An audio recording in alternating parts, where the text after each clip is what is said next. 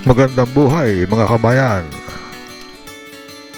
Patungo naman ako ngayon sa bayan ng Rosario sa Northern Samar.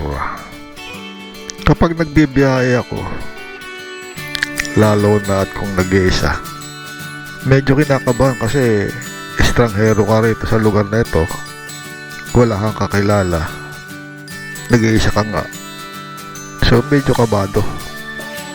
Pero once na may nakausap kang taga rito, mapapalitan ng kaba ng saya. Kasi nga, mababait ang mga tao rito. Siyempre, kung magpapakita ka rin ng kabaitan, maging mabait ka sa kanila, igalang mo sila, at susuklian ka rin ng kabaitan at paggalang. Kaya pag nagtatanong ako saan ng lugar, itinuturo naman nila kasabay ng pagpapaalala na mag-ingat pagmamaneho.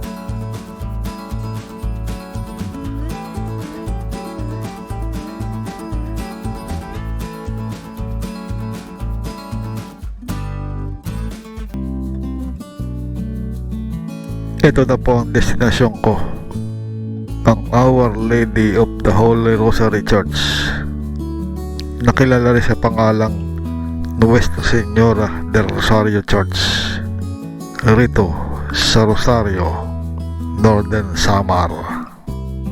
Natatagpo ang parokya nito lang taong 1996 at nasa ilalim ng pamumuno ng Diocese of Catarman.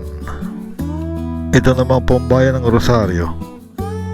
Natatagpo ito noong June 21, 1969. Ito pong bayan na ito ay binubuo ng mga barangay Rosario, Salhag, Buena Vista, Cagcawayan at Jamoog.